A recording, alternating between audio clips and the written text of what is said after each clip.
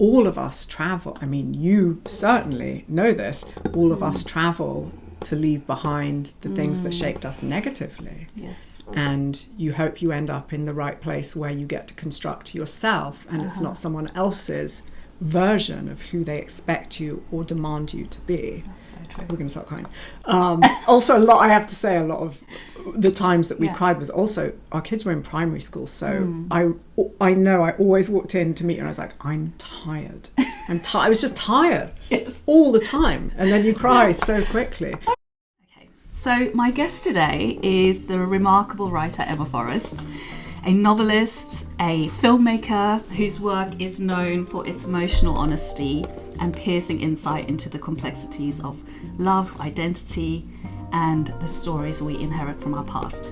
Emma began a career extraordinarily young. At just 15, she was already writing for the London Evening Standard, and soon after left school to write a Generation X column for the Sunday Times, interviewing musicians and documenting youth culture in the 1990s. From there, she went on to write for publications including Vogue, Vanity Fair, Harper's Bazaar, NME, and The Guardian, building a reputation as one of the most distinctive voices of her generation. Emma has written a number of novels, including Name Dropper, Thin Skin, Cherries in the Snow, Royals, and most recently, Father Figure.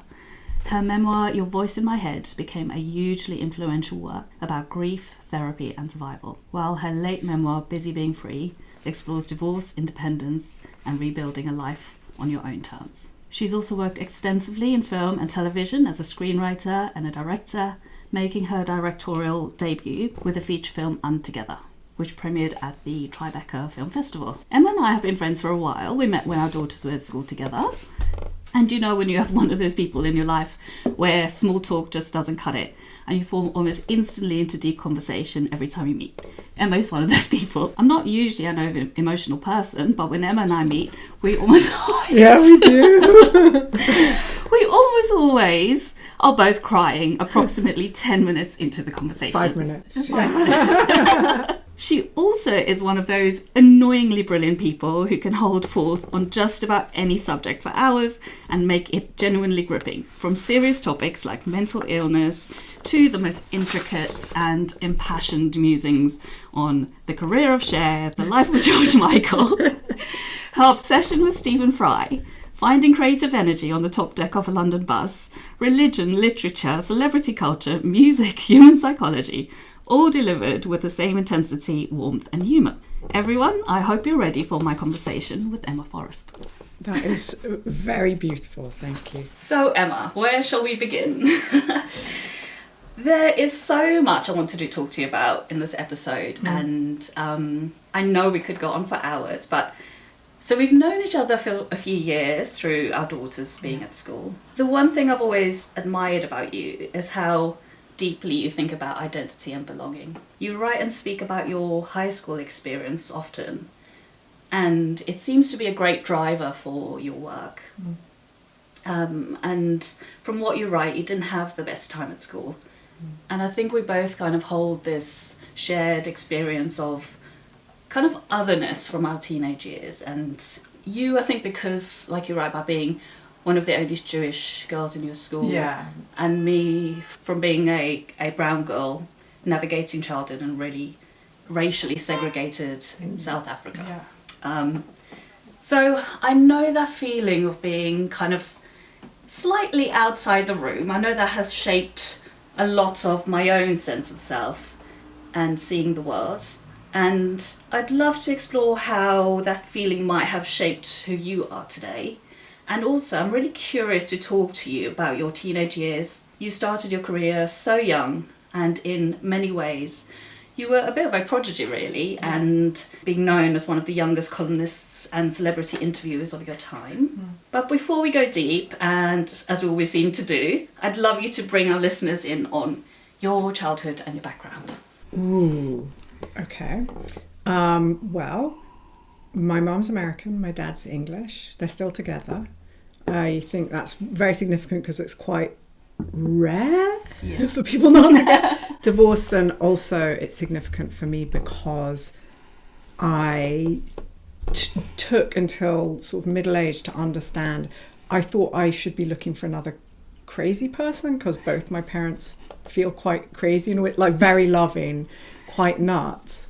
So I thought I was supposed to just find like the crazy person to share my crazy with. Yes. And it's only quite deep in that I realised you have to have complementary neurosis. Like that my parents are my mum seems to get relaxation and comfort out of worrying about people. Right. And my dad was sent to boarding school when he was teeny tiny, like in a way that just feels barbaric today. Right. So you got someone who wants their mum and someone who really likes worrying about everyone, and both of those things to a neurotic degree, but they fit brilliantly. So I think that's where I went wrong, not realising until pretty recently that the craziness has to be compatible. So I enjoyed movies with them. Part of the crazy aspect that was really helpful in me becoming a creative was that I think I was via them seeing and listening to things that I was probably too young to understand. Right. Whether it was theatre or movies or music. But before you can understand what those plays are about, before you can understand what the David Lynch film is about, you learn the rhythm of good writing. You learn that rhythm. So I think that was huge for me as well. And then the other thing that's probably significant to your podcast is that I grew up until the age of, I think, 12, a street away from Tate Britain, what's now called Tate Britain. Yes. So was there a lot. Sometimes just wandering, but as a first, when you have a almost adolescent daughter and you watch their first steps alone, of like going to the corner shop alone to buy a Kit Kat, and it would be that my first steps into trying on independence would have been at the Tate because it was so near. So that's really significant as well. Yes. I just think that you've just had this most fascinating life, and that's just so far. And like I said, you're English, but you've lived and worked in New York and LA for a number of years. Yeah. And I bet people always want to dig into your kind of celebrity past and those Hollywood relationships, which of course is fascinating within itself. But today, really, I did want to go deeper and talk about how all of those experiences affected your idea of home, both as your kind of house, as your four walls, but also then as country and your sense of belonging in the world as a whole. Yeah, well, so another piece that was very significant is that, so grew up in this house, this old, tall house right near the Tate. And then when I was 12, the house was taken back by the bank. And we moved in with my grandparents for a little bit. And then we moved into a house that was, I think they would agree with me, it was the wrong house for us, and we spent the rest of my childhood there in a, know me, so I have an allergy to new build places. They really freak me out, and I actually, this sounds like I'm laying the blame on my parents, which I'm definitely not trying to do, but I wonder if I would have had the same mental health struggles that began in my teenage years if it sounds insane, if I'd been in the old house, or if not in that old house, in an old house, because something that really did my head in about the new build, about any new build, is as a creative, and I already was a creative at 12, like that was in my soul, I need to be having conversations with the spirits that have been there before. Like, I don't mean literal ghosts, but like that presence that's chatty. Yes. In like an old place. Knowing other people have lived a life there before. I love vintage clothes, and it's that. It's like stepping into something that's already been worn, that's already had a life. You talk about your perception that I've had a big life, and I think a lot of that has potentially been about rubbing up against other big lives. Whether it's the old clothes I've collected, or always gravitating towards renting. When I lived in Los Angeles, Art Deco, a beautiful Art Deco apartment, just to hear those chatty voices that had been through as much as you've been through. And I think what really psychologically messed me up about being in a new build was that I didn't feel like there was anything to bounce off. Like the silence of it. Yeah. I hated it. And I think, in fairness, I definitely know, I don't think my mum liked it at all either, but we would have been there for about 10 years, I think. And it was just wrong for us, but that's where we were. Yes, I think, and that, I guess whatever's happening in your life or your childhood or your family's life, you kind of have to, you know, the parents, we do what we can do to get keep the family going. Yeah. But it's such a bourgeois complaint because there's a roof over your head. But I'm just yes, but I can see what you're saying about missing the stories that might have been there because you're a storyteller. Yes. So you kind of needed that. We've also talked about this before. I can live in a very small space, but I need a big view. Yes. That which gives we will me get a sense into of as well. hope. Yeah. Yes. Yeah. Okay, so you were married to quite a famous actor, but as we know, that didn't work out. And you decided to make this huge and I think very brave, life-changing move from this celebrity life in LA to your flat in North London. And I read this World of Interiors piece where you write about going back to live with your parents for a little while, and you write, no matter how far we get into adulthood, it can feel deflating to stay with one's parents, where the insecurities of adolescence cling to childhood walls like posters of idols. It felt more so for me when I got divorced and had to leave my home in Silver Lake, Los Angeles, to stay with them in deepest South London.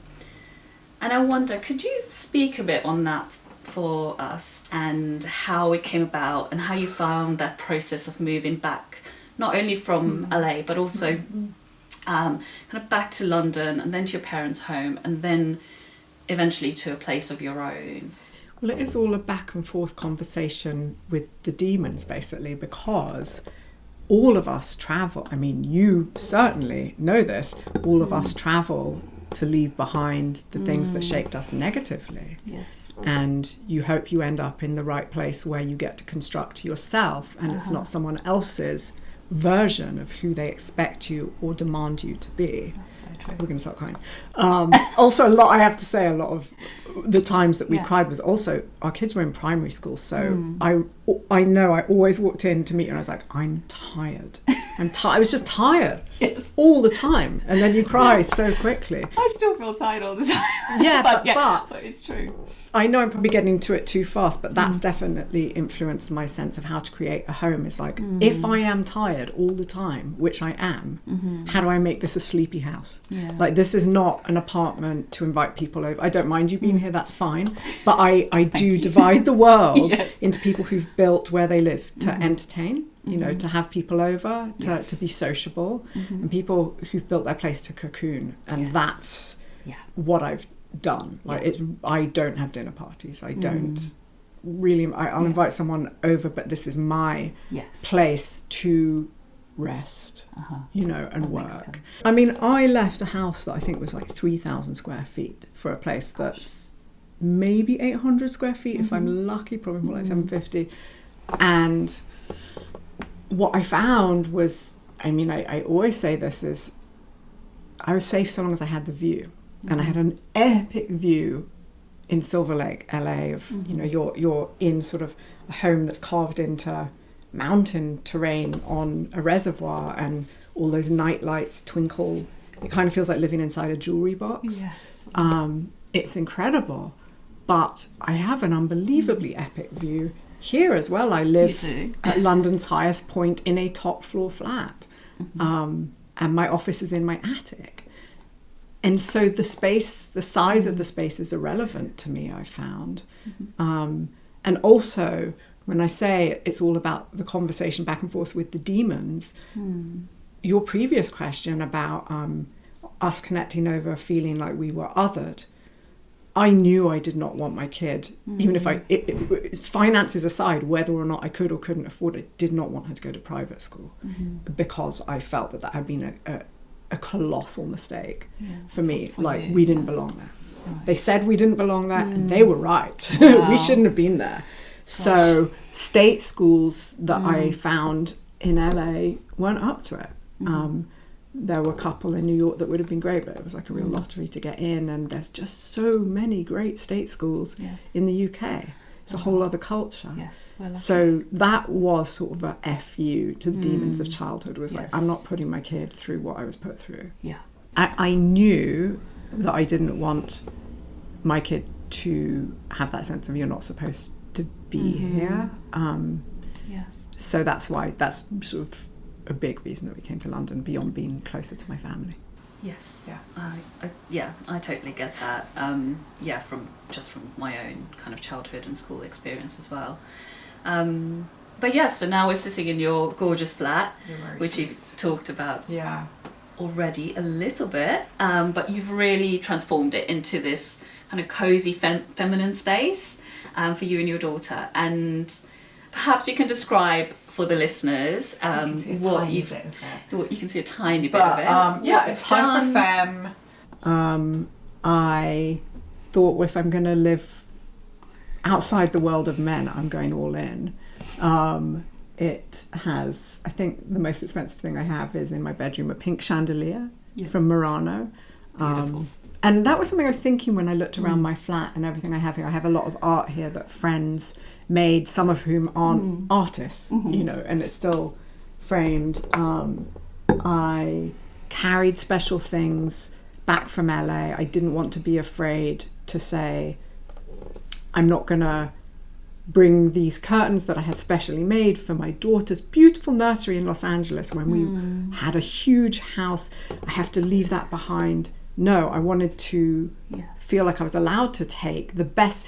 It's that idea, take what you like and leave the rest, So I took what felt magical. Yes. And I didn't have to leave everything behind. And I love that I carried curtains all the way to London and remade them as a sofa or remade them as pillows, or that was a way of reminding myself in the place that I live, things change shape, life changes shape.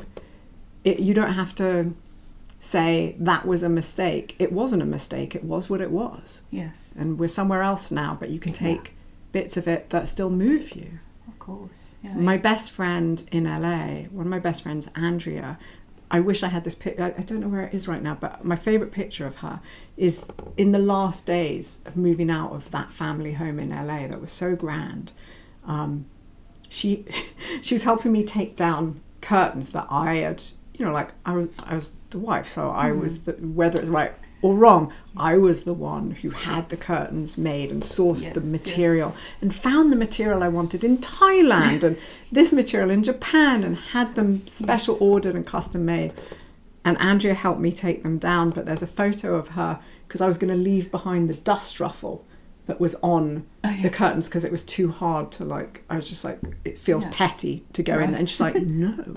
There's a picture of her standing on her tiptoes with a screwdriver on the table to get the dust ruffle. She's like, you made the dust ruffle. Yeah. You're taking the dust ruffle. Yes. I have the dust ruffle. I haven't done anything with it yet, but I will, and that's a friend. It takes a lot to make a home, right? Yeah. And it doesn't matter if you have to take one apart and make one somewhere else. You can take what's good from what was before and bring it into the new life. Okay, so I would love to talk about this.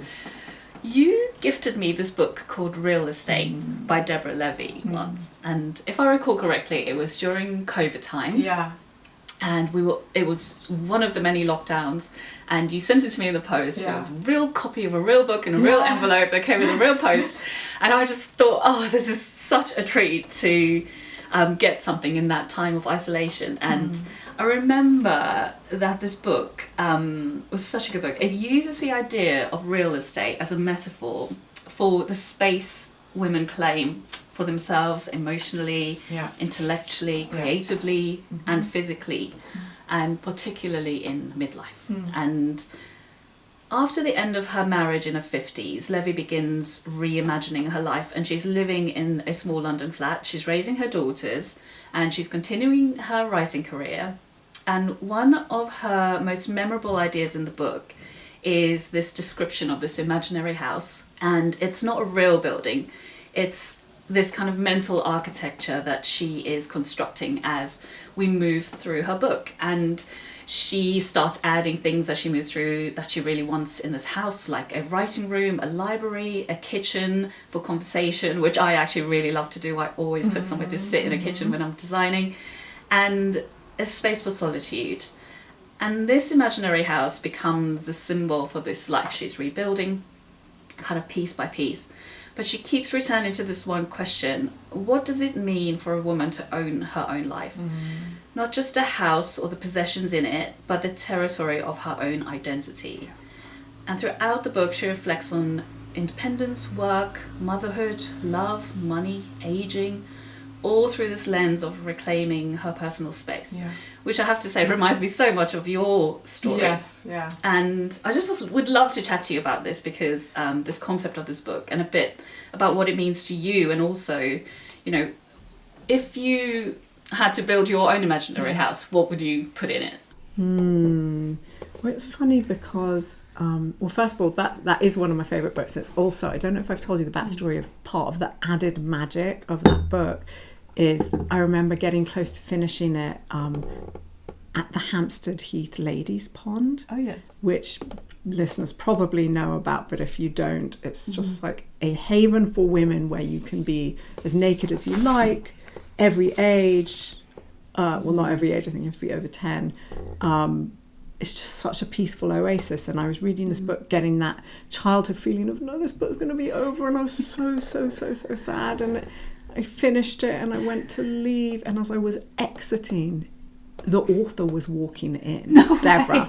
And it was like, look, I just felt like I'd conjured her by magic. And I said to her, is it okay? Can I please just quickly fan out on you? And what was so excellent was she took up space in real life. She was like, yes, you may. Wow. And she took my compliments as correct. I was right to love her writing. It modelled something really important for me. She wasn't at all big-headed. She wasn't arrogant. She's like, yes, your opinion of me is the correct opinion. Yes. It's wonderful work. You know, like that's the vibe. And it made me so happy. So, yes, I also have held to that idea of building what you deserve, what makes you feel free. The conversation I've had in making my own apartment, sorry, I cling to the American words sometimes, my own flat, and it's a conversation about being a woman, is how to be free and how to be safe at the same time. When you it comes up all the time that one of the great sorrows, probably the greatest sorrow to me, of being a woman, is my favourite thing in the world is to listen to music through headphones, and I can't run with music in headphones at night. I can't. You can't. We can't. Like, you There's just a lot can't. Of stuff we still can't do, which and is so that's depressing. Devastating. So, in the context of my home, the story that's in Busy Being Free is when I bought the flat, the attic floor just literally had like a ladder into it. That's what these young, I think they're in their 20s, the people I bought from, have been using to get up and down. I was like, I have a 5-year-old. I cannot. We cannot have this. And so I spent all, like, the biggest chunk I've spent on this house was on a bespoke, safe staircase that I went on and on and on to the guy who built it, but I had to enclose her so she couldn't fall through a spiral staircase. It had to be a particular size. There was no size that existed. It had to be made. But how could it be made beautiful? So there's, designs and holes in each step so that the light changes through the day and casts different shadows on my wall through the stairs during the day. And that's just a pretty good example of something I wrestle with all the time. Safety, but also a sense of freedom. Yeah, which I think sadly for women is more difficult than it should be to live with those two things together. That's been a conversation with homes. I mean, in the old house in LA, and obviously when you're talking about America, you're talking about guns.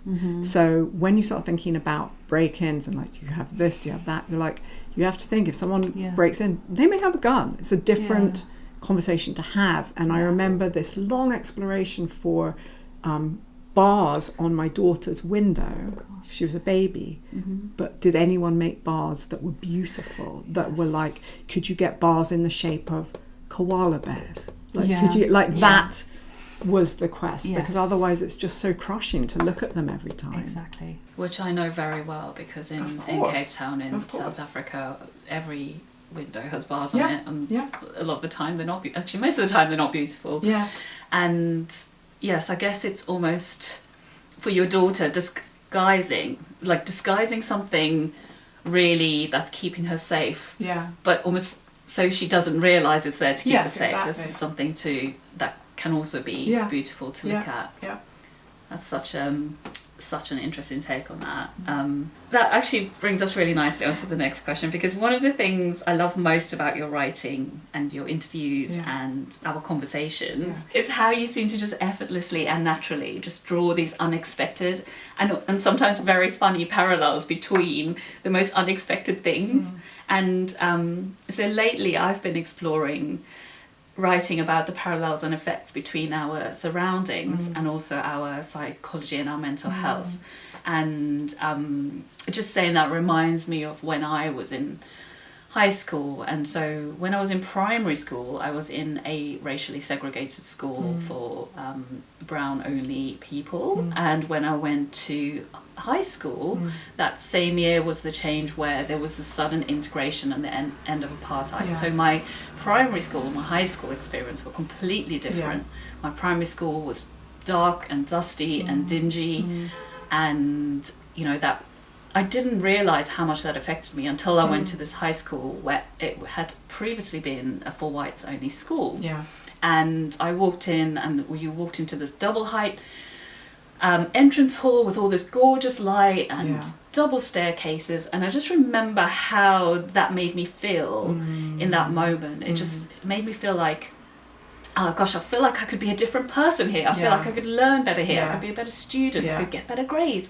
All of this. And so you write so beautifully about your own mental health and struggles, and I wonder if you have ever experienced this kind of thing, and kind of which parallels you might draw. Absolutely. So one of the things that can confuse people, and I think it probably confused me for a long time, is because I've written fairly extensively about mental health, and because my best-selling book is Your Voice in My Head, which is a mental health recovery memoir, people think that I have maybe a higher tolerance of troubled people than someone who hasn't experienced it. And actually I find for myself it's the opposite, because I think I have a fear that it's infectious, and that I'm so grounded and have been for a long time. I can translate what madness feels like I can explain to you what it felt like, but I don't want to be near it. So something that really freaks me out is going to the home of someone who seems troubled and being able to see it in their home. Now I am far, far, far, as you know, from a neat freak. I have too much stuff. I can look around my own home and go, this has to go, because it's making it looks like anarchy and it's making me feel crazy. I'm not a minimalist. I love maximalism. I love, wallpapers, and I love different fabrics and different like velvet next to angora, and all of that sensual combinations and textures. I love all of that. So it's not that I'm looking for minimalism, but when I walk into someone's home who I already feel is boundaryless, and I see the literalism of that things don't belong there. That is in everything is overflown. It frightens me.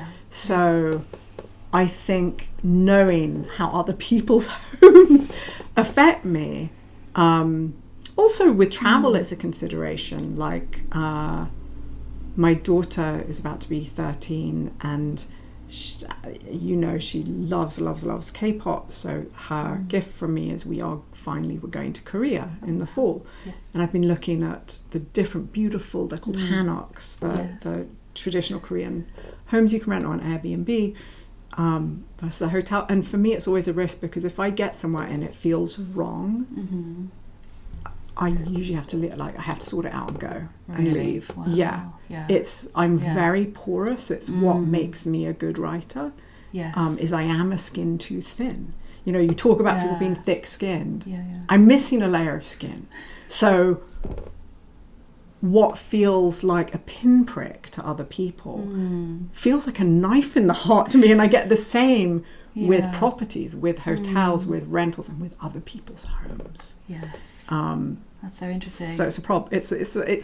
It's a problem, as in I know it about myself. The same way I know. Yeah. I can't. Someone would be like, "Oh, you have to watch this horrifying show." I'm like, it's too dangerous for me. I don't know how I'm going to react. I don't know if it's going to get under my skin and mess me up. Yeah. And it's the same with people's houses. Yes. It's probably another reason that I kind of cocoon. That makes a lot of sense. Yeah. And also that really takes me back to when you were talking about moving into that new house. And the new build. I didn't feel right. You need things to feel I was there right for 10 years. for you. Yeah. Yeah. Oh, that's so interesting. I guess the idea of home is such a loaded word emotionally, isn't it? It's kind of supposed to mean like a haven and a safe place where you can be yourself. And I think for many of us it hasn't always been true, and I think for a lot of people sometimes it currently isn't even true. And has your definition of the feeling of a home changed over time? I mean, and if so, what does that mean to you now? I guess you've had quite a few homes as you've moved through your life. I think getting older means being aware of, I'm not going to say failings, not aware of your failings, being aware of, I'm not going to say kinks either, being aware of your peculiarities, your peculiarities, even if you have not found a way to fix them. If you have not found a way to rewire them. So if I know that I'm someone who's tired, like I sit in rooms that, maybe someone will call and be like, she needs an iron supplement or something. But, and if I know that I have a history with, even if I've been steady for years and years and years and like literally probably almost decades, one thing with houses is I have to go to the light. I never, ever, ever rent a ground floor, ever. A basement would be out of the question. I go to the top floors of everywhere that I rent. Yeah. And that's purely about being bathed in light and the view. I always, now that I have a kid, it's what mothers do. She always gets the bigger bedroom wherever we've lived. But I think that's the cocoon thing as well, is I take the smaller space and I make it into a nest. Yes. One of the things that actually it feels like such a small thing, but I think it's really changed how I sleep, is this flat is the first time that I've painted the ceiling of my bedroom as well as the walls. Yes, that's very cocooning. I tell you what a massive difference. So my bedroom is like a tea green, I think it is. Beautiful. And I worried that because it's the smaller room, it's much smaller than hers, was that going to make it? But no, it feels like I'm living inside a jewellery box. Yes. And I love it. I love that description as well. Yeah. I think the first time I heard someone say that was when you said it to me. Just kind of living inside a jewellery box, because it just, you can suddenly and instantly imagine what that feels like. Yeah, and it means you're the jewel. Yes. Which we love even more. So, Emma, now I want to talk to you about the Chateau Marmont. Well, that's okay. It is, for those who don't know, and I didn't really know because I've never been, but it's this famous hotel in LA that I know you love, and I believe it's because it has this kind of mythic Hollywood, or it is and has been this kind of mythic Hollywood refuge for writers and musicians and actors. And you once wrote that hotel rooms are funny things. They make everything look different. And writers often say about the Chateau Marmont, it feels less like a hotel and more like a house that has absorbed all of these secrets of everyone who's stayed there before, all of those stories. Yeah. And I just love that idea, and you do as well, of the buildings quietly collecting these human stories. And so I've never been, and I will let you talk about it because I know you know it well, and I know you'll talk beautifully about it and describe its magic much better than I ever could. So please tell us, why is this hotel so special to you? So we actually went back there for the first time in years and years and years this Christmas. I took my daughter. I haven't been able to go to LA or America in a really long time. And I've been staying there since I was 12. Me and my sister first stayed there with a friend who, her and her mum, had a suite for the summer, and we were on a house exchange with my parents in Venice Beach in a pretty grotty house, and they invited us over, and we ended up just like setting up camp beds in our friend Tara's room, and it was absolutely magic. And the thing about the chateau is it's definitely shaped from such a young age, from 12, my perception of luxury and how it should feel. It's not like my horror idea is the Kardashian version, where it's like clinical and all those what it looks like, that looks like a madhouse to me. It has to have texture, and there have to be, this is really important, it's a really luxurious hotel where some of the stuff doesn't work because it's so old. Like there's cracked, missing tiles in the beautiful bathroom tiling. The water pressure is not amazing because it's hard to make water pressure amazing in somewhere that was built in like 1921. Yes. So that idea of like seeing the little parts that have sprung loose in the beauty of something is probably akin to the Japanese idea wabi-sabi, like the beauty of the imperfect, which is a book that also, and a thinking that also really had a big effect on me. And Chateau, what's also really important is, like all kids, I was really afraid of ghosts.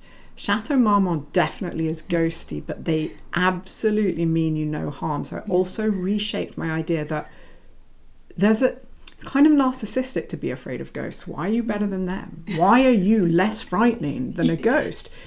You're not. They've done things you haven't done.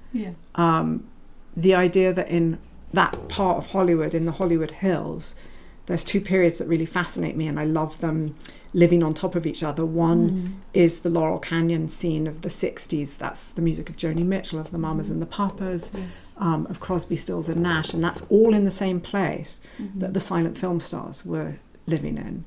So I imagine those ghosts visiting each other before they visit me when I'm there. The owner of the Chateau Marmont, André Belaz, I once asked him if he'd seen ghosts while staying at his own hotel, and he told me this amazing story. He said, I woke up in my bed and there was a couple on the end of my bed in a beautiful embrace, locked in an embrace. And I was like, what did you do? And he said, I felt like I was intruding on their moment, so I just very carefully and quietly closed my eyes and made myself go back to sleep because it was too intimate and I shouldn't have been there, rather than them not being near you. Chateau's really brilliant for that. It has a very palpable creative energy. It has a palpable energy, and you have to accept when we talk about you can feel the energy, that isn't always going to be good energy. Sometimes it's going to be confronting. And that's why it's such a great place to write. Oh, it sounds amazing. That story's going to be goosebumps. You'll go. Yeah. I will go. To end our conversation, and because I do just think you've had this most incredible life, and that's just so far, I would just wanted to ask one more question, and that is, I feel like we've been talking about a well-lived home has stories and marks and wear and tear and, evidence of life, but what do you think it is that makes a life feel truly lived in? Ooh, that's such a good question. Okay, this isn't the reply you may have been expecting. I've just told you that I went back to the chateau for the first time in a long time. There was a night when I sent my daughter to her old babysitter, who we're still in contact with. You remember Una? Oh, yes. And the honest truth is, as someone who through my teenage years, probably through most of my 20s, I was probably what would be called straight edge, as in I didn't drink, I didn't smoke, I didn't take drugs. An interesting thing happened in California when they legalized cannabis, is that every mum I knew was not going to turn down this gift. Was not going to turn down this great gift. So people like dropping their kids at school and then taking a gummy. So ever since then, which would be like, I think it happened 5, 6, 7 years ago that they legalized cannabis. Mm-hmm. If I get a night alone in LA, it's a weed gummy for me. Like, I'm not going out anywhere. I'm not even having dinner with a friend. Mm-hmm. I want to be somewhere beautiful with my weed gummy. And what happened over Christmas with me and my weed gummy in California, because I'm so sensitive, like I've never taken acid and I never would because that terrifies me. High on this fantastic gummy, I visited the childhood home in my head, in the home that was taken away. Right. And I spent the evening by myself in my head visiting every floor, every room of that house, opening every drawer. And this, I was telling my parents about this recently. I was like, I think it's because I'd never been a drug person. Yeah. I have a quick question. Yeah. Was it like when you left it? Was it, and it had all this stuff in the drawers? It was exactly, this is like, what I'm saying. Oh, okay, I opened every drawer. Right. And everything was I had got everything right. Like, that was the sock drawer. Yes. That was meant to be the sock drawer, but somehow handkerchiefs had also gotten into there. Everything was correct. Everything was, and it was so incredibly specific. And it's not something, I think, without being high on weed, I would have found my way back to, and it was profoundly moving. Wow. It really touched me, and I think it was something I needed to do. Was go back there as an adult by myself and just go through everything, maybe one last time. Maybe I don't ever need to go back in there. But it's the best thing that's happened to me in a really long time. Oh, well, it feels like we've gone full circle. Take a gummy, visit your childhood home. Well, that is perfect full circle, isn't it? That ends it off beautifully, because that's where we started. And it obviously was what you needed, because you weren't ready to leave that house. And so you needed to go back there and do that, I think. Yeah, as an adult. Thank you, Emma. Yay!